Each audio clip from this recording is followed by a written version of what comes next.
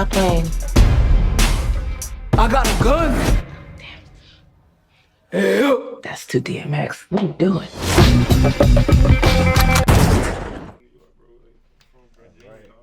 Here. All right, how y'all doing today? Good, how are you? All right. My name is Niger Chambers of Big Gold Belt Media. Welcome to DC. Thank you. Good to meet you, man. It's been a role for you all since Toronto International Film Festival, where this premiered, and now we're getting this released Juneteenth. Man, I did not know what to expect with this film. I already said I need to own it because the jokes were on jokes on jokes on jokes. I wish somebody had prepared me here. Yeah. So, to my question to you all, how does one prepare for just the vast amount of jokes, but yet knowledge that comes from out of this film? I say just go in with an open heart, ready to have fun. Go in with the intention of having fun, and just kind of escaping your reality of your world or whatever you got going on. For that hour and a half, it's just, letting loose, scream at the screen, laugh with your friends, jump at the scares, have a good time. Yeah. How about you? I think people shouldn't come in with any expectations at all. I think that's it. That's the way to go. I think you walk in and just be free of any expectations, and just kind of let what happens happen.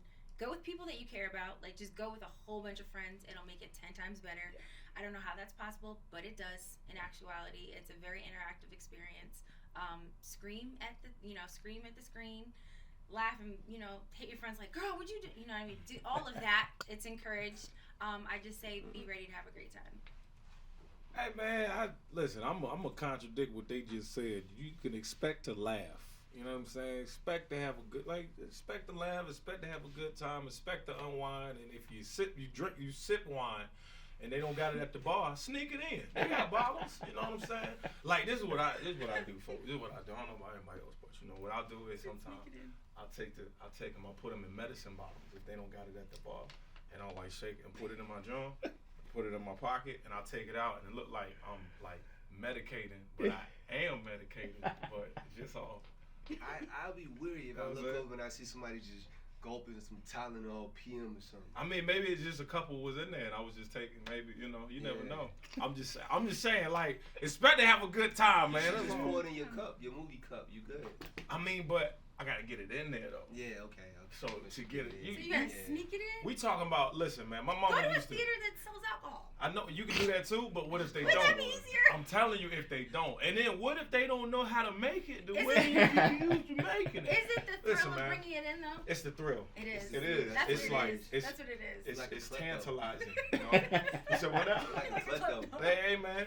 Hey look, at least I got a good habit. You feel me? Like that's how I have it. It's okay. That's It's a good okay. habit? Look, man, my mother used to sneak chips and cookies and stuff into the theaters. And she opened up her purse and she had them out and she'd be giving it to, like, here you go. Mm-hmm. And I'd be like, this is cool, but it ain't buttered popcorn. You know what I'm saying? So anyway, expect to have a good goddamn time. You know what I mean? That's okay. Back to the lady of the hour. Velvet, I got a question for you, man. I can't help but to, when with this film, we're obviously trying to be rid of all of the normal black tropes within all the films, especially horror, but with all the films. I can't help but to think that this is like an alternate universe for Man Boy in this film. Did you ever at any point kind of channel that character into this role? Nah, not necessarily, but what I did channel was not wanting to be seen as Man Boy anymore. Right. Because a lot of people was casting me as I was like the go-to thug all of a sudden. Right. I was like, I don't want to be a thug anymore. Like, that was cool. I did that because I was the go-to basketball player. And now I'm the go-to thug. So I kind of just channeled not wanting to be seen as a thug anymore, because that was the same thing that King was dealing with. He didn't want to be seen as a thug anymore.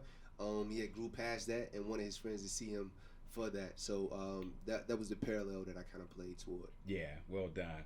Antoinette, what a ride with your character here. Who could have thought that some of the closing moments of this film was going to be this brutality that was just loading up the entire film? It's the quiet ones, man. It's literally what I said. And you talking about all the commentary happening at there. I don't know who was next to me. I was like, yo, it's the quiet ones, man. It's the quiet ones. But when you saw that part in the script, what was your excitement?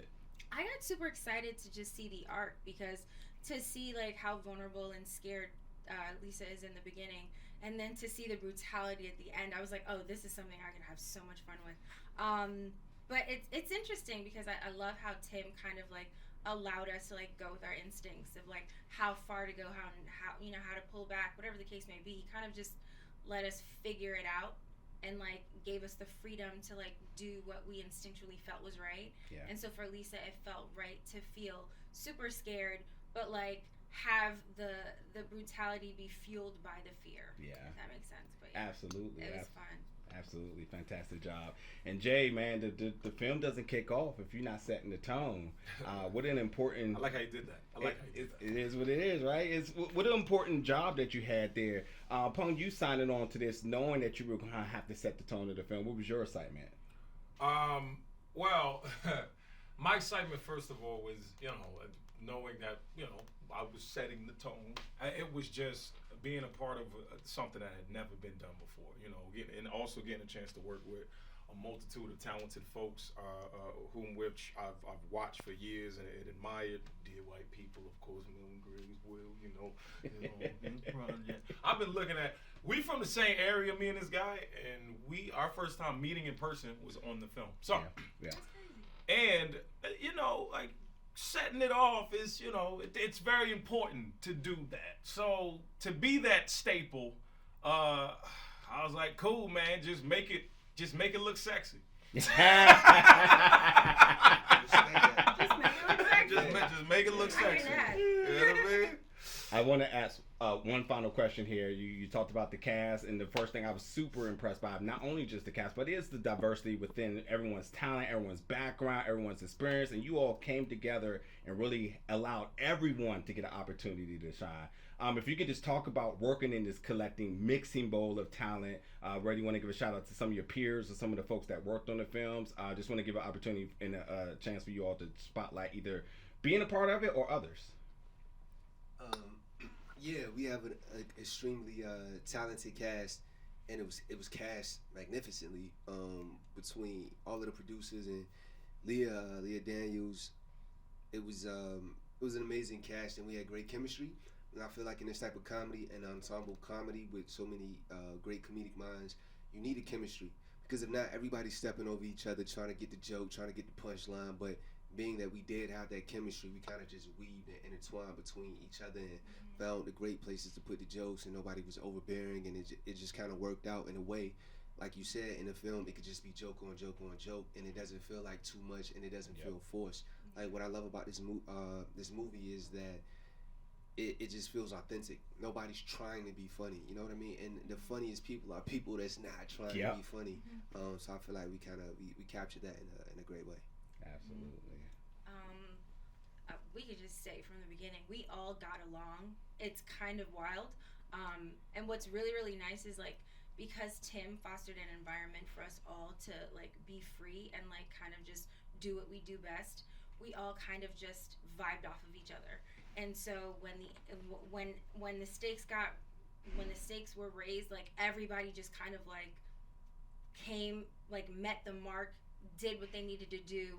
No one was kind of like watching anybody. We were all just like trying to be as truthful and as honest in a situation like this.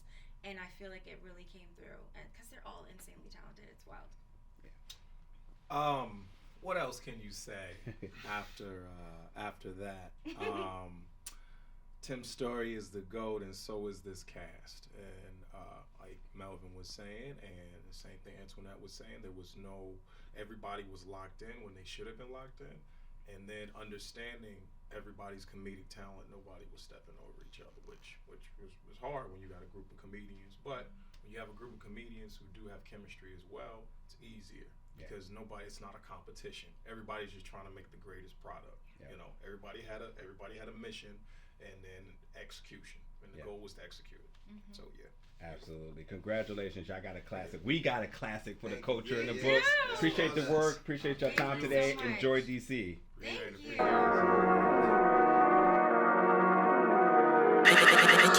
you.